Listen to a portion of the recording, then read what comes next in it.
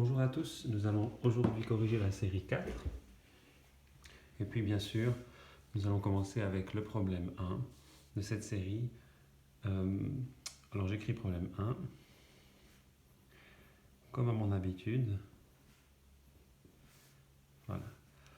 Dans ce problème, on a un circuit avec des résistances, et puis un peu à l'image de ce qu'on a fait avec les condensateurs la semaine dernière, le but est de trouver la résistance équivalente pour aller d'un certain point A à un certain point B.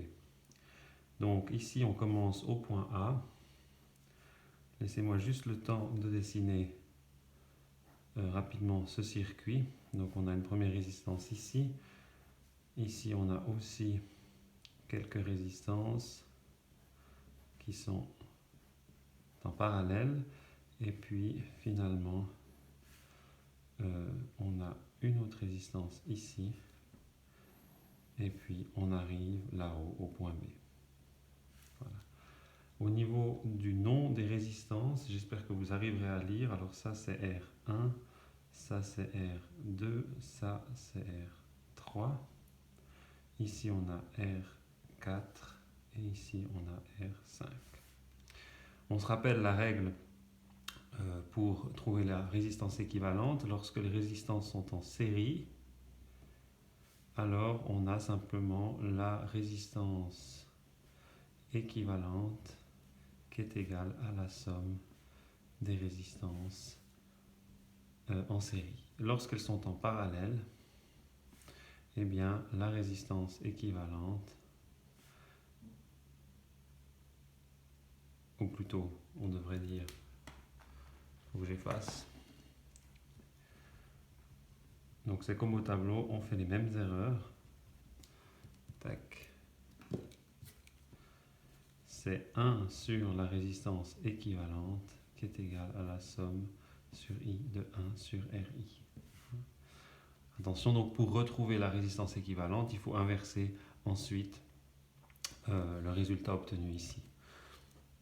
Donc, qu'est-ce qu'on a ici? Je vais utiliser du bleu et puis je vais utiliser tout ce que je trouve ici, c'est du jaune. Alors, je vais traiter celles qui sont en série en jaune et puis celles qui sont en parallèle, je vais les traiter en bleu. Donc, on a une première partie ici de résistance qui se trouve en parallèle. Voilà. Puis, on voit qu'elle se trouve, ces résistances en parallèle se trouvent en série avec la résistance 4. Et finalement, les deux résistances obtenues, enfin la résistance R1, 2, 3, 4 et résistance 5 sont à nouveau en parallèle.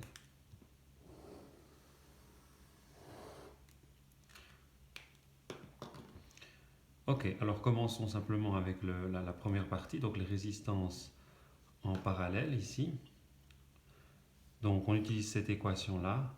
Comme je vous avais montré la semaine dernière, on peut directement l'inverser, c'est assez simple. Donc, je vais déjà écrire ce qu'on va obtenir. Donc ce qu'on va obtenir, c'est qu'entre A et puis B, on aura encore la résistance 5. On aura ici R1, 2, 3 en série avec R4. Tac.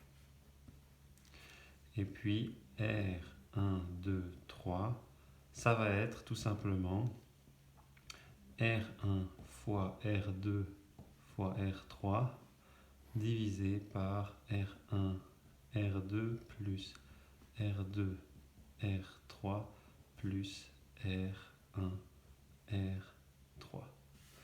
Je vous laisse montrer que lorsqu'on inverse cette équation-là, que j'ai utilisée à la base, donc 1 sur R1, 2, 3 est égal à 1 sur R1 plus 1 sur R2 plus 1 sur R3. Finalement, pour retrouver R1, 2, 3, on obtient cette équation assez jolie. Soyez vraiment rapide avec ça, c'est vraiment un avantage ensuite dans les examens. Ok, donc maintenant on va s'occuper de nos résistances en série qui sont là pour finalement passer. Alors je mets mon petit stylo ici pour passer au système pour passer au système où on a, je le dessine un petit peu autrement hein, pour montrer, ça c'est R5, puis maintenant on a R1, 2, 3, 4, comme ça, jusqu'au point B. Et puis R1, 2, 3, 4, c'est simplement R1, 2, 3 obtenu ici, plus R4. D'accord? Et puis, on peut finalement arriver à notre système avec la résistance équivalente R1, 2, 3, 4, 5. Donc elles sont en parallèle, hein, comme je l'ai dit avant. Et puis là, on a simplement entre A et B, on a juste R1, 2, 3, 4, 5. Et puis, donc on utilise à nouveau cette équation ici. On se rappelle, quand on a juste deux résistances en parallèle, c'est vraiment simplissime. Le résultat, donc R1, 2, 3, 4, 5, c'est simplement R1, 2, 3, 4 fois R5 divisé par R, 3, 4 plus R5. Et le résultat numérique, si vous le calculez, devrait donner à peu près 18,4 ohms. Donc on voit que cet exercice-là est vraiment pas trop compliqué. Il faut juste appliquer vraiment ces règles et puis être un peu à l'aise hein, à simplifier. Sinon, vous allez vous mêler les pinceaux et puis vous allez perdre du temps. Donc soyez vraiment rapide avec ça, c'est vraiment du temps gagné.